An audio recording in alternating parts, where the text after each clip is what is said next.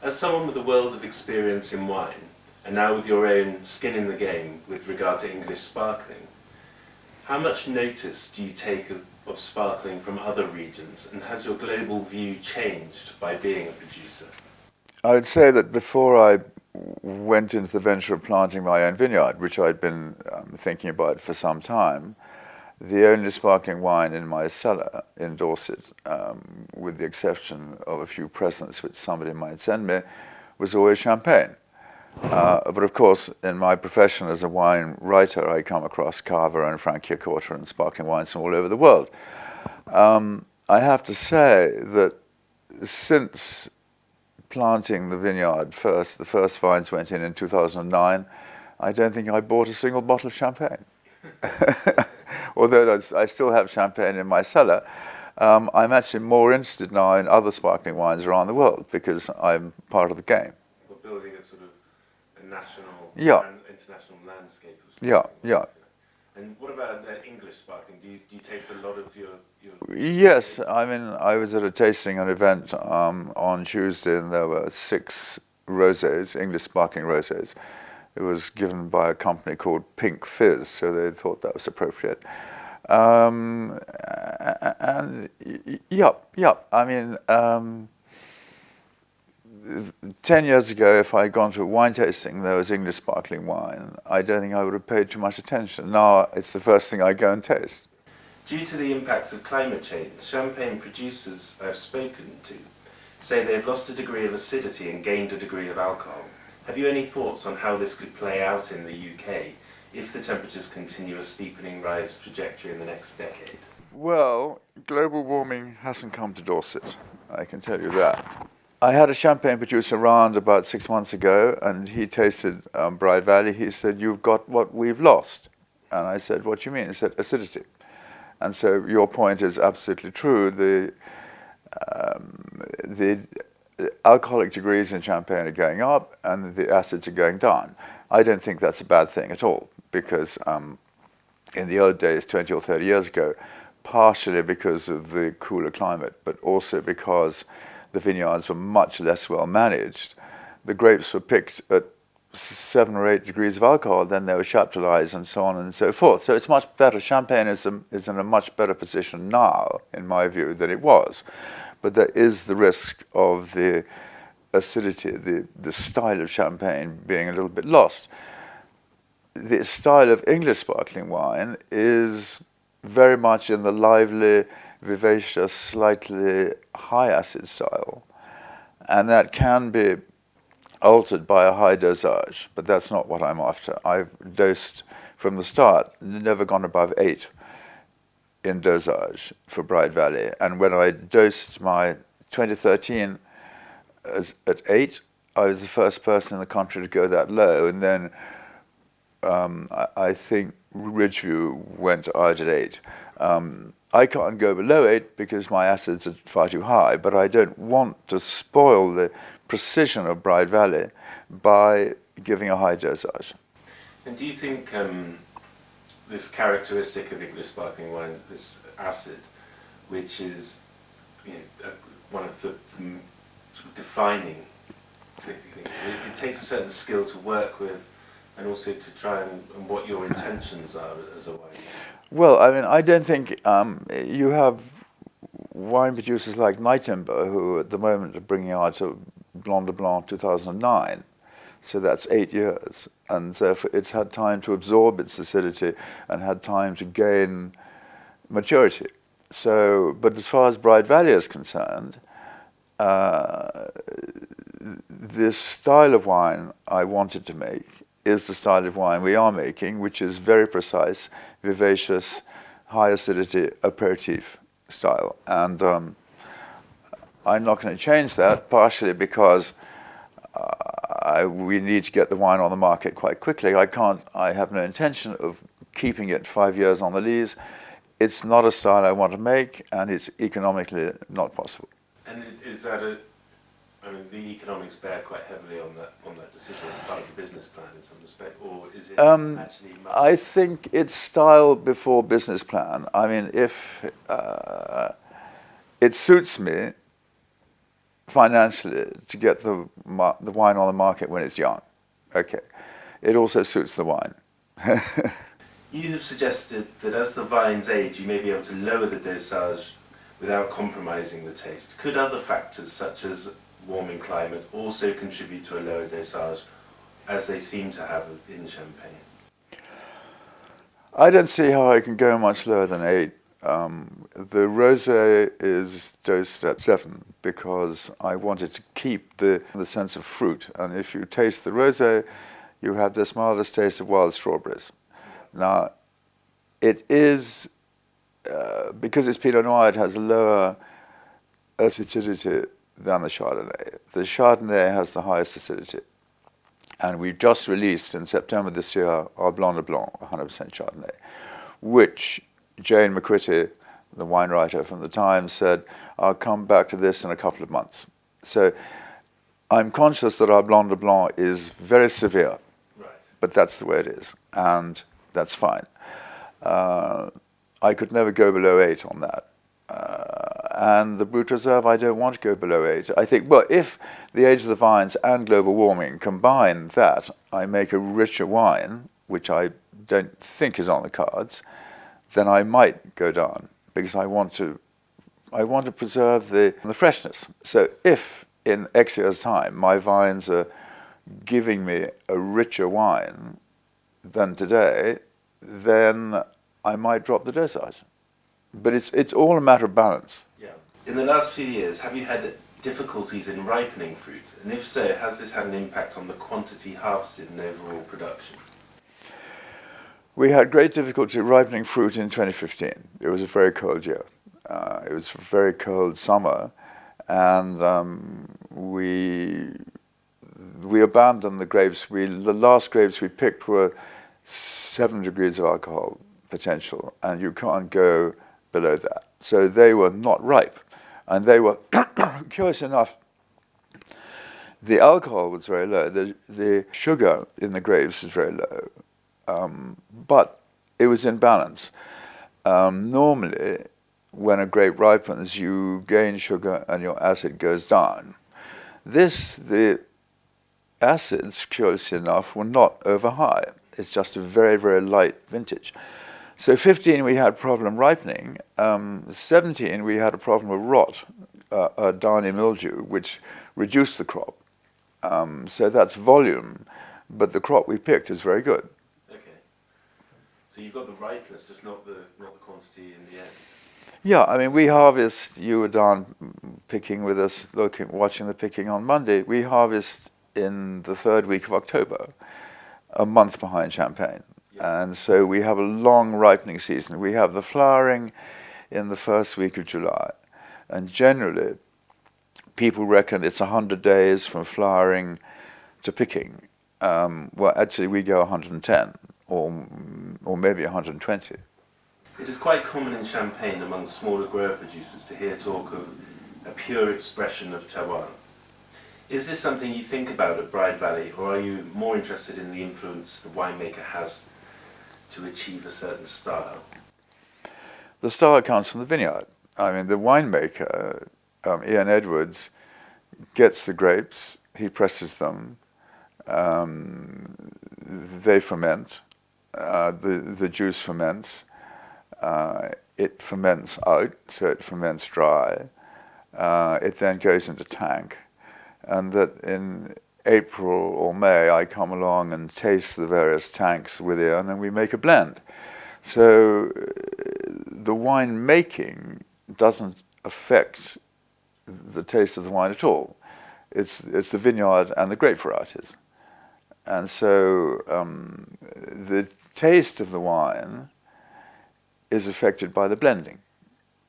So the Blanc de Blanc is a very different wine to the Brut Reserve. Right. But they are intrinsically Bride Valley wines. If you take Bride Valley and Furley Estate, our Bride Valley grapes are made at Furley Estate. They have nothing to do with Furley Estate. The style of wine between Furley Estate and Bride Valley is totally different. So you've tasted them next to each other? Yeah. We're totally different. Yeah, okay. Because he doesn't have any chalk. We have lots of chalk. I mean, there are some people who say, oh, it has no influence whatsoever. for you, the chalk has a very defining Yeah, character. yeah. I mean, we bought the vines from France, Pépinière Guillaume, from the best pépiniérist in France. He had sent his person to see us and had taken samples from all parts of the vineyard. And so we have 7 clones of Chardonnay on 2 rootstocks. We have 5 clones of Pinot Noir on 2 rootstocks, and we have 2 clones of Pinot Meunier on 2 rootstocks. The rootstocks are chosen because of the chalk, so they react well to chalk. Yeah. The various clones are chosen to get a balance, Some of the clones are productive, some of the clones are not so productive. So, I mean, it can only, your statement that the Champenois think of an expression of terroir. That's not what Moët Chandon thinks of. They want to make a Moët Chandon blend. But your champagne grower will think of expression of terroir. Yeah. And this is what I've got. Yeah. There's nothing I can do about it. I mean, if Bride Valley didn't taste of Bride Valley, it would be very strange. When you're working on the assemblage, what are the specific characteristics that you're looking for that signal you have the blend right? And in the few vintages in which you have produced wine, do you feel that you have got it right when it comes to tasting the end product? The short answer to that is yes. There are 3 different wines. So the Chardonnay, the Blanc de Blanc, is not a blend. So the only thing we do with the Chardonnay is to decide on the dosage and the release date. The Rosé, we send the Pinot Noir grapes to Ian Edwards and ask him to macerate them for 24 hours and then to press them very slowly. And so the juice that runs off is darker in color than the Rosé, than the color we need. And therefore I blend in a proportion of Chardonnay, maybe 30%, maybe 40%, to bring the color down and also to add vivacity. Right. So that's in the blending. But it's done both for color and taste. And actually, if you compare the Bride Valley Rosé against 3 or 4 other rosés, English sparkling rosés, ours is faintly darker, faintly more full. And I did that on purpose because the less color you have, the less fruit you have. And I want our rosés to taste of fruit. Okay. And then you have the Brut Reserve, which ideally would be a blend of 1/3, 1/3, 1/3 of the grape varieties, but it cannot be because life isn't like that. But it's a blend of the Brut Reserve 2014 is a blend of 70% Pinot Noir and Pinot Meunier and 30% Chardonnay.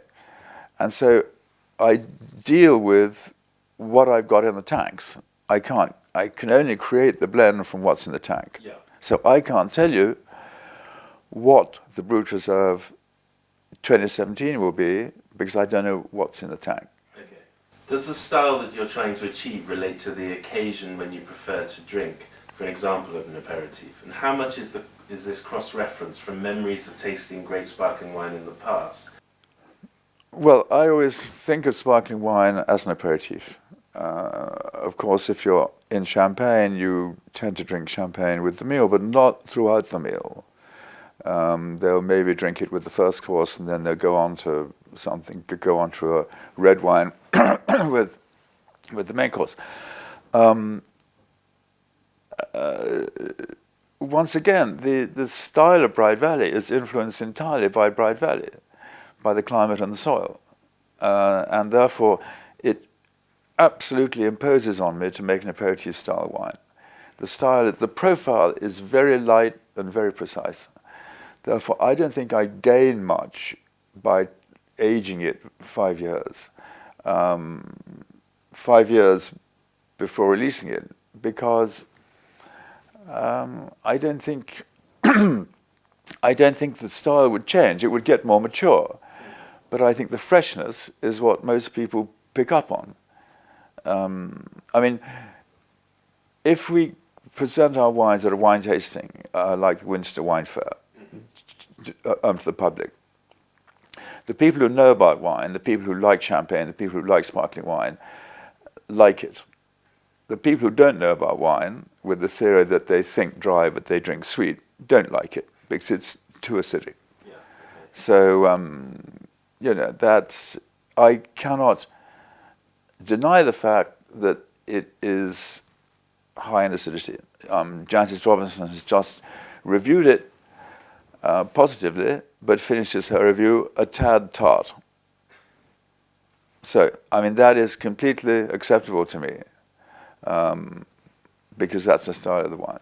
But over time, that would evolve itself. I think yes. Over time, I mean, I think if I keep my 2014 blonde, 2014 Brut Reserve for another 5 years, it might have matured, but it won't have lost its profile. Yeah. I mean, you keep a Chablis 5 years, it's still Chablis. Yeah. I was just thinking of that sort of tartness rounding off over time. It probably would, but I mean, it probably would. And in fact, we're disgorging the Brut Reserve on a 3-month rollout. So the final disgorgement we're going to do will be at least a year after the first disgorgement, and that will be slightly rounder. Yeah. Okay. Yeah. Can you talk a little bit about this? It is kind of from an anomalous wine that you're planning to produce. Well, I was faced with the 2015 vintage, which is very, very light. And we made a rosé, and to me, it wasn't good enough to put into bottle on its own. Right. So Ian Edwards agreed with that, and he said, we'll keep, apart from the rosé, we'll keep all the 2015 in tank. And it was about 6,000 bottles of it, I guess, kept in tank. The 2016 vintage comes along, and it's of a higher quality, and therefore quite suitable to blend with the 15. But of my 3 Bride Valley wines, Brut Reserve, Blanc de Blanc, and Rosé Bella, I don't intend to bring out a non-vintage on those labels. Therefore, the idea of doing a Brut Reserve non-vintage is not what I'm going to do. So I had the idea, with which Ian Edwards was very positive about, of making a Cremant. And that, instead of having 6 bars of pressure, has 4.5. And so Cremant, the word Cremant comes from the French Cremant, which means creamy. Yeah. And so it flows across the palate rather than dances on the palate. So I think I'm going to be the first Cremant in England, which is no bad thing to be first, and it's a Bride Valley Cremant non-vintage. So I'm not changing my view that Bride Valley Brut Reserve will always be a vintage, because it always will be a vintage. So I'm inventing another wine. And would that have the same dosage as the... I think it'll probably 8, maybe 7, I don't know. I mean, I'll taste it, it's in bottle, I'll taste it next May, I think, yeah. Because the Cremant has grown in popularity, you're starting to see more coming into the shops now. Well, you have Cremant d'Alsace, Cremant de Bourgogne, Cremant de Bordeaux. It's what the French sparkling wine producers call their wines when they don't have another name for it. So you have Blanquette from the Limoux, which is a sparkling wine, but it's under its own name. Then none of them allowed anymore to use the words méthode champenoise. So Cremant is recognized as a sparkling wine. Yeah. There seems to be a rush of people wanting to start producing wine in Britain. Even Brexit and a weaker British pound seem to lend themselves to sound business planning. What would you say to those contemplating such a move?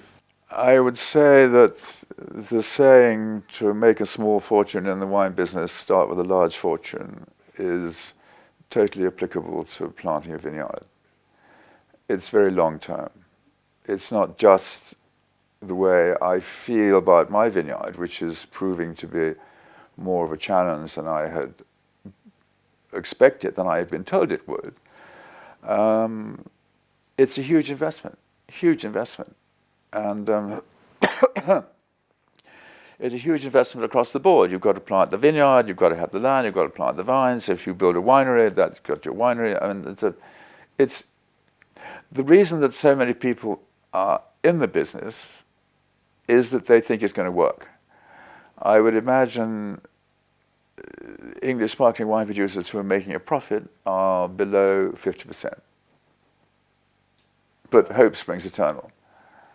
In very simple terms, I've got 10 hectares of vines, 42,000 vines. If I were in France, I'd be producing 50,000 bottles. I never thought I'd produce more than 40,000. I'm averaging 10,000. So I'm averaging a quarter of a bottle of wine. And no wine producer, not even the Romanée-Conti, can survive on that. But I expected more from this year, but we had a bad attack of downy mildew. I'm expecting much more from the years to come. But you're in the hands of the climate. After such a varied and extensive career, how does it feel to be down in Dorset with a few vintages of production behind you? And what are your thoughts for the next 10 years?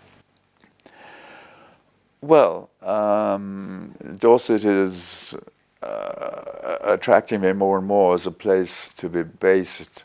At the moment, I'm based in London during the week, so I'm 4 days in London, 3 days in Dorset when I'm not traveling. I'm still very much involved in decanter. I've got lots of other consulting jobs. I can't imagine that I'm going to give those up, and I hope they won't give up me. But I'm anticipating spending more time in Dorset. So I think it'll move quickly to 4 days in Dorset, 3 days in London. And then we'll see. It would not surprise me in 3 to 4 years' time if I make the decision not to have a base in London. I mean, this flat is too big for me on my own. So when I come to that decision, I don't think I'll take a base in London. I think I'll stay in hotels. Therefore, I'll be in London less. And therefore, it'll be nice to have something to do in Dorset. I suppose a lot hinges on getting it up from quarter of a bottle. Oh yeah. Yeah. I mean, if we have another deficient crop in 2018, then we really will have to think about whether we want to carry on or not. On the law of averages, we've had 3 poor years. We should have 3 good years, but one can't tell. I mean, I can sell everything I make. We didn't have to buy the land. It was my wife's farm. We didn't have to build a winery. My daughter's running sales and marketing. It's a tiny family business. We're not spending a cent more than we have to, and yet we're producing a very good product. Yes. We just need to produce more of it.